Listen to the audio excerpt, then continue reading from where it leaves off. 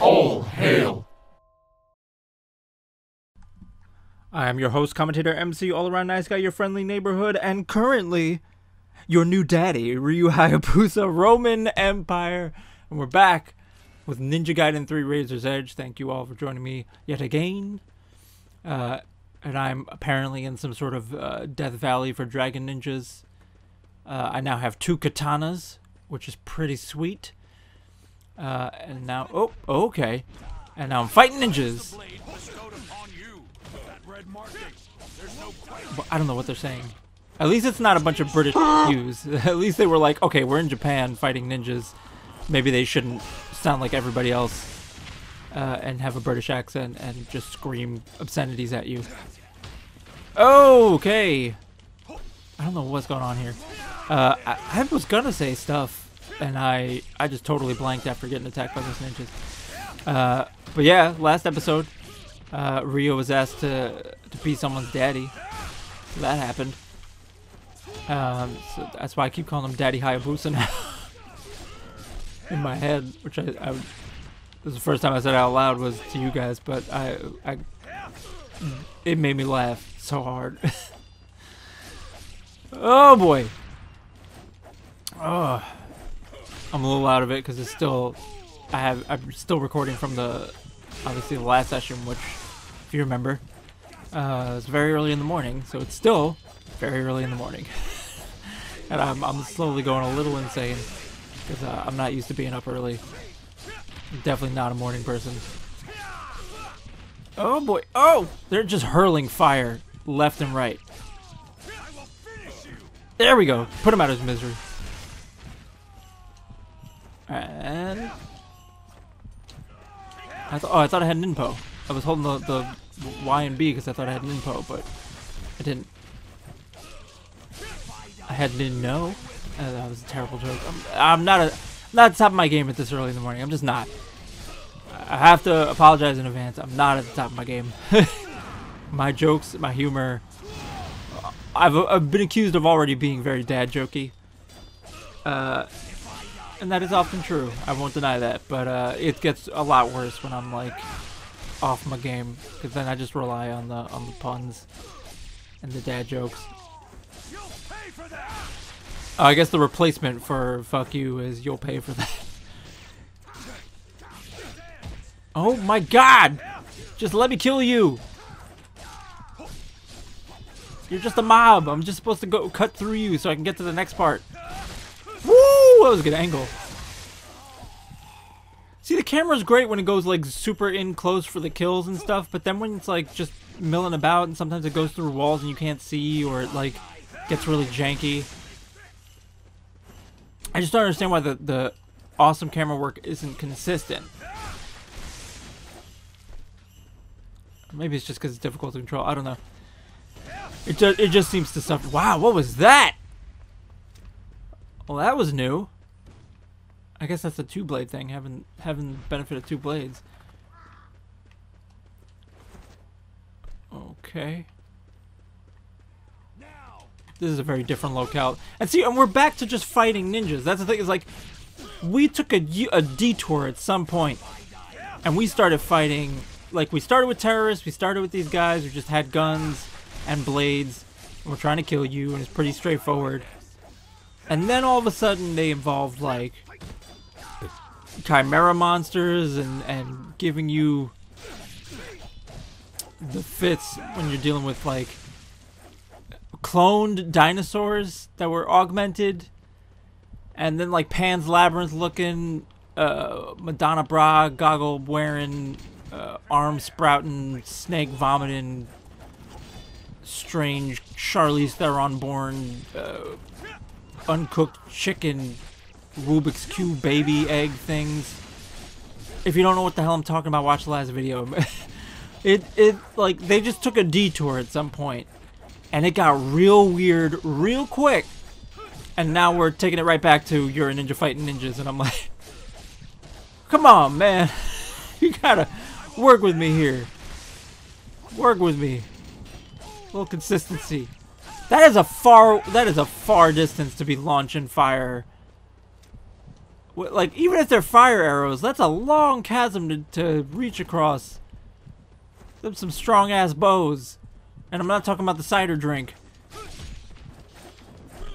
Some strong bows. Okay, come on. Let's just run through these guys so I can get across this bridge, which is probably gonna collapse midway through, and I'm gonna like have to do the kunai walk up the ladder to try and get to the other side or something. That's probably what's gonna happen. Let's be real. Rickety wooden bridge. They're never gonna let me make it all the way across. Oh my goodness! You guys just keep popping out of the woodwork. So whose clan's land is he on or something? Because I thought he came back to like the dragon clan to borrow power or something, but now they're all attacking him. So it's probably not his own clan; it's some other clan. But if it is his own clan, then why are they attacking him? I got questions about that.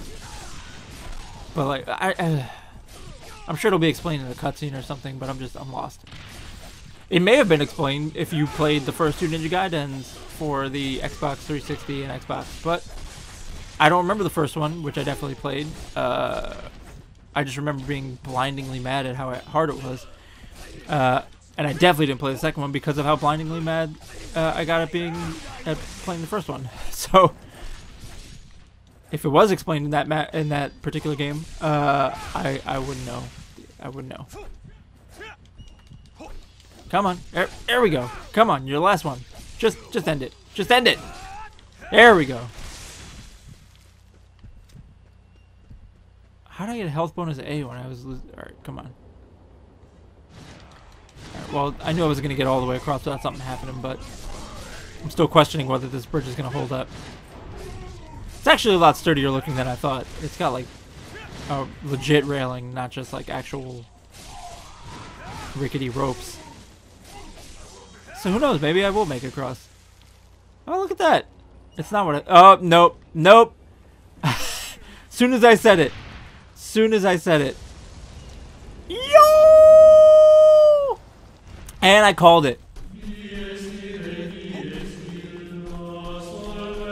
I called the kunai climb. Didn't I, people? I said it was gonna happen! Oh my god, what am I... Oh, throw dagger, that's right. There we go. There we go. Got him. Got him. Yeah, there we go. That was way better than my usual forays into kunai climb stuff. Tend to do pretty poorly with that. I called it though, didn't I? I understand game design. Game design actually is a lot like wrestling booking. Tends to be a logical progression to things if you're just looking at what you've set up already. But that's also because both of those things are a lot like writing plays or screenplays. Storytelling of any kind. If you lay the seeds for something in some way, or even if you don't do it on purpose, sometimes you accidentally lay the seeds for something. If you're a good writer, you pay that off. You find a way to pay that off. And you see a bridge like that, rope bridge, it's long, it's going to take a while. Like, what is this? Oh, it's only at normal difficulty or higher, so there's some sort of weird test of skill. But I'm not good enough for that, so screw it. But yeah, what was I saying? But yeah, when you're dealing with storytelling, whether it's a happy accident or you do it on purpose, if you lay the seeds for something, typically the thing you do is you pay that off. Oh, that's how you get up. You pay that off in some way, shape, or form. And even if somebody doesn't see it coming until it happens, when it happens, they go, oh, I should have seen that coming because it makes sense. Or they do see it coming and then they feel smart because they saw it coming without you having to beat them over the head with it. And that's it for those of you who are want to be writers or things like that. You creatively, that's part of your wheelhouse and you want to become better at it. Nowadays, especially with like short attention span audiences, writers or people who are producing seem to think that audiences are inherently stupid and are not going to get things unless you tell them Wow, I thought that was like a doll to pick up or something, and it was just a severed dude. They think they won't get it unless you beat them over the head with it, and that's why things get super exposition-y, or people just say things out loud that they normally wouldn't say just so you get it, or tell backstory pieces that you would never say in casual conversation. And I get that can be tricky sometimes. You need to give people information that normally they may not say to the people that they know well in the storyline or whatever the case is. That being said, less is more. Alright, because if you don't tell people that right and hit them over the head with it, if they get it, they feel smart because they got it without you having to tell them that, or you hinted at it and they're intrigued by it, and then it eventually develops naturally and it comes out later through natural conversation or through natural turn of events, and then they go, oh, that's what they were talking about. That's better than hitting them over the head and then, oh, okay, now I understand this, but now I'm not interested because you just told me everything. Like that.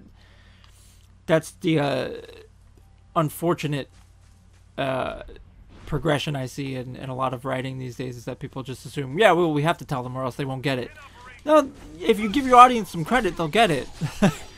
Not to rhyme it like some Johnny Cochran line there, but it's the best way to put it, and you'll remember it that way. If you give your audience credit, they'll get it. Like, you just got to give them the benefit of the doubt that they'll get it, because if they don't, and it comes out later, it can be a surprise for them, and then they're like, oh, I didn't see that coming, and then they can go back and look at older episodes and go, oh, I should have seen it coming, because it was the breadcrumbs were spread out here, and here. That's a lot more interesting and investing to watch than just hammering them over the head with it. So video games are like that, movies are like that, TV is like that, wrestling's like that, anything where you tell a story. So you see a rickety rope bridge and it's really long and they have to make their way across it. You know something's going to happen to make it not necessarily impossible to pass, but difficult or more unlikely or whatever the case is. That's just the nature of telling that story. How am I supposed... Oh, okay. There we go. Oh, there... look, I would have missed that if I'd not gotten a little lost. So yeah, so my PSA is somebody who's written before. It's just, and it's not like I'm perfect, not like I've not put in exposition before, but like what really helped was we did exercises once in a class that I had.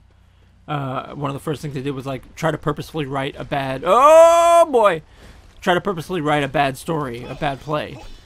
Try to make it as terrible as possible. And it was really funny because a lot of people, like, you do things like you bring an actual full boat on stage or whatever, you do some...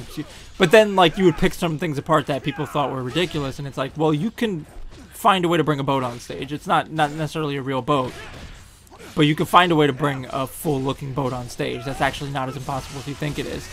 And then you realize some of the stuff you thought was totally your normal writing is actually the worst part about your play. But a lot of what people would do when they were writing a purposely bad story was they would have people just explain everything right off the bat. They would just give a lot of exposition and backstory. And the reason that's inherently bad is because it just insults the intelligence of your audience and because nobody naturally talks that way. You don't go up to like somebody you've known for 10 years. Like you don't go up to like your sibling and go, hey, how you been? I haven't seen you since that last time that we went to that trip in the Poconos and you slurped something up your nose and you got really sick and we had to go to the hospital. Like, you wouldn't say all that. You just would say, I haven't seen you since that hospital trip. And then they would go, shut up, I don't want to talk about it. Or, you know, whatever. Like, you wouldn't explain all of it in full detail in a single line. You wouldn't do that. But you'd be surprised how many... new writers or amateur writers or whatever just don't think about that. They just think, I have to convey this part of the story. How am I going to do that? Well, I'll just tell them. And that's not natural. You have to think about how somebody would speak, how the events would unfold naturally. And that can be very difficult because we're not actively thinking about how we speak to people on a daily basis. We just do it. How I'm speaking to you now is pretty subconscious for the most part. I'm just speaking. I'm going off the cuff based on the topic at hand, but and I'm also talking to myself. I'm having a monologue here, basically, a soliloquy, because you can't answer me back. But if I was speaking to someone else, I wouldn't be conscious of how I was speaking, and because of that, am I supposed to be aiming at? Oh, okay. I thought I was... Can I not pull out the bows when I have the dual katana? Because I tried to aim and I couldn't do that. Anyway, but I lost track of what I was talking about because I got real confused that I couldn't aim my bow. But yeah, when you're writing and you're trying to write dialogue and you're trying to express things through dialogue, you have to think about how naturally somebody would speak. And that can be really difficult because, especially if you're trying to think in another character's voice. Yeah, I can't aim with the... Interesting. Okay, so now if I do this, can I aim? Oh, I was holding the wrong one. Okay. Okay, I was holding the wrong one. Yeah, I forgot it was the left bumper. Left trigger is the slide. I should have figured that out by now. Wow, that was dumb. That was real dumb on my part. Then the save bird. But yeah, I know it can be difficult to think about when you're just thinking as another character's voice or whatever the case is, but good exercise is to just think of it in your voice. How would you say it? How would you naturally bring it up? How would it, yeah. And then just alter the voice based on the personality of the character. Just convey the same information in a similar way with the voice of the character in mind. Because at the end of the day, even if you're writing a bunch of different characters, even if you're thinking of those characters like, oh, this character's based on my mom, or this character's based on this person I met once who was a real asshole to me, you're still writing yourself. You don't realize it because you're thinking of them as a separate character, but every character is speaking from your voice because you're the writer. So you cannot, it is mentally and physically impossible to write fully 100% from the perspective of another character. You can write from their perspective, but it's filtered through the lens of your subconscious, who you are as a person. You're conveying them through how you see them. And how do I know that? Because how do you know anybody in your life? How do you think of your own parents? You see them, as you know them from when they're in front of you. You have no idea what they're like behind closed doors. You don't. Because unless you have hidden cameras in your parents' room, which is creepy, don't do that. If you're doing that, stop. A, it's illegal. B, you're a pervert. But let's move on from that. Unless you have access to their unseen lives, unless you're filming them without their knowledge, you don't know what they're like when you're not around. So you only know what they're like in front of you. So any version of them that you try to convey is filtered through your lens, how you understand them as a person. So the only person you can really write is yourself, because you know what you're like when nobody's around. You know what you're like when certain people are around. You know what you're like when your friends are around versus when your family's around versus certain members of your family, immediate versus extended, etc. All that's different. So no matter how many different characters you write, no matter how different to their normal personality they seem, there's still a part of yourself. They're an aspect of yourself that you're conveying, whether you realize it or not. So just think about it through, when you're writing that kind of dialogue, through how you would say it, and then just alter it slightly based on the personality you're trying to convey. If they're a bit more arrogant or if they're a bit more blunt or whatever, then just alter how you would normally say something into something more blunt, something more arrogant, whatever the case is. This is just turned into a workshop, I guess, but that's it's something I wanted to convey because it came up, and I see a lot of that, and I would like the quality of writing on things to get better in general, all across the board. There's a lot of crap out there now in entertainment, mostly because people just assume their audience won't get it otherwise, and it's lazy, and it's insulting to the intelligence of your audience. And I want the future generations of writers and everybody out there to be willing to try harder and do better, because I know it's tough, and I know sometimes the easy things and the crap things are what end up selling, because producers or whoever is investing the money and time in them says this is what will do best, and whatever their reasoning for it. But I think we all know the things that stick with us the most, for the right reasons, are the ones that are really well constructed hit us emotionally and are well written and have great acting and all that stuff. Across the board, those are the things that stick with us the longest and we remember them the most fondly. And there are cult classics where that's not the case, where even though there's a lot of glaring flaws, there's something about it that really speaks to a generation or speaks to an audience of people. But even in those, there's something in them that works, that really like strikes a chord, and that's why they become cult classics, or they're ahead of their time, or whatever the case is. Or they are really good, but they just didn't do well commercially, or whatever the case is. But it's better to be that and strike a chord with people and be good and just not a success and last generations of viewers and audiences that enjoy it, rather than being a quick commercial success that everybody remembers as being crap, that just happened to do well because it had a lot of budget behind it or a spectacle, in my opinion. So there's my rant. That's my soapbox for the day as I stumble through the grip of murder here. Yeah, I just wanted to get all that off my chest, I guess, as a creative person who is definitely not a commercial success, but I would like to think has done a decent job of honing his crafts, or trying to. I would like to see the generations progress in that way, as opposed to regress. Oh, geez, man, it's getting real bad, isn't it? This is the first time we've seen him full on, like, have to drag himself with one arm. Dude, you are in bad shape. You need to get this arm checked out. Well, we're not going to have any more levels with Ayane, apparently. That Dead or Alive girl was in for one Easter egg level where she was half naked. And then, even though you could give her skills and level her up and all that, they were like, nah, it's alright, that's enough. Back to Ryu. What is going on right now?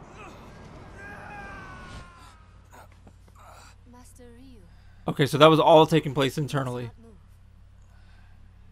Who is this? Is this another Dead or Alive character? Is this Momiji or whatever her name is?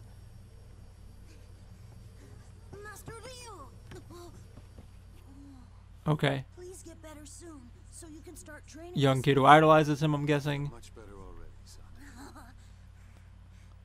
Sanji is the one who found you, Master Yu. So, you saved me. Okay, no, you were there. You were actually physically there. So you just passed out. Okay, that's what happened. Don't let it go to your head. Sanji, I'll train with you anytime you want. Master Joe is waiting in the hermitage outside. Master Joe? We should go together. Master Joe. We got Ryu and Shinji and wow, he was straight up just shirtless, crotch level with her underneath. And that's the last shot they end on with her. I'm assuming she's in the previous games, and that's why we should know who she is if you've played before, but I don't know who that was, so hopefully we'll get a name. Sorry for scaring you. I'm fine. Okay, so now we're just taking a leisurely stroll. I've seen this because Game Grumps played, not all, but some of a previous Ninja Gaiden game. I don't know if it was 1 or 2. Might have been 2. So I remember seeing this village, although I'm pretty sure it was burning or something at the time. Now, focus on the target. Okay. Umitsu. Master Yu, I'm so You couldn't have just slipped in the other girl's name so that I could figure it out without having to, like, Google it? I worked on your bow. Here. Am I gonna, like, take practice shots or something with it now?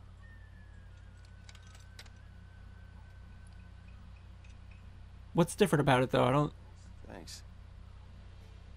It's nothing. It's a very strange bow, though. Yeah, I'm gonna practice with it. I had a feeling. Okay, so now... What do you want me to do here? Your bow has been strengthened. Draw the bow tighter to shoot 2 arrows at once. Okay, hold LB. Here, watch closely. Am I drawing 2? Oh! It hit both targets. I see. Oh, that's cool. Looks like you did a good job. Wow. Where's the steps here? Why can't I get off the steps? Can okay, this camera's not how I can't see the steps. Where am I supposed to go? Where do you want me to go right now? Thank you. Jesus. If I could, like, turn the camera down and up.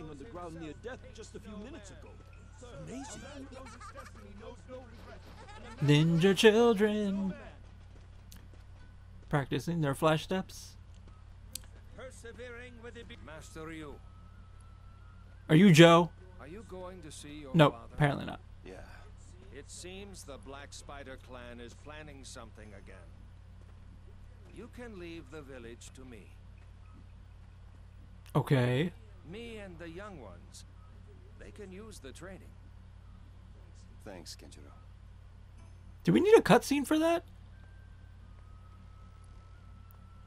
That could have been throwaway dialogue like the rest of it. I don't know why. Not bad, kid. Not bad, but I'm still Ryu freaking Hayabusa. I don't think I'll ever beat you. Well, at least you're smart about it. I'm looking forward to our training. He did the ninja run. He did the Naruto run there. Oh, we're hitting 26 minutes, so that's perfect. All right, we got a little save bird here. Save.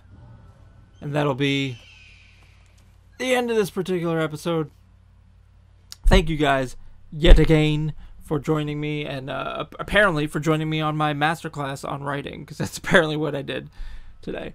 But hopefully, for those of you interested in that sort of thing, it was an informative and helpful episode. If not, I'll try to talk about, I don't know, farts and make weird songs about chickens and my chest, I guess. I don't know what I was talking about last time. I was out of my mind. But anywho, this has been episode 8 of Ninja Gaiden 3 Razor's Edge. We're gonna move right along to episode 9 next time. Keep this story going and try to complete this likely to be pretty epic game. I have a feeling there's still quite a bit to go. But be good to yourselves, be good to each other, take care of yourselves physically, mentally, spiritually, whatever that means to you, and spread some goodness out into the world, bring a little light into this time of confusion and chaos and darkness and all that stuff, and provide silver linings for all the clouds out there, for you, for your family, for your friends, for your loved ones, and for the strangers you meet along the way. And I will see you next time.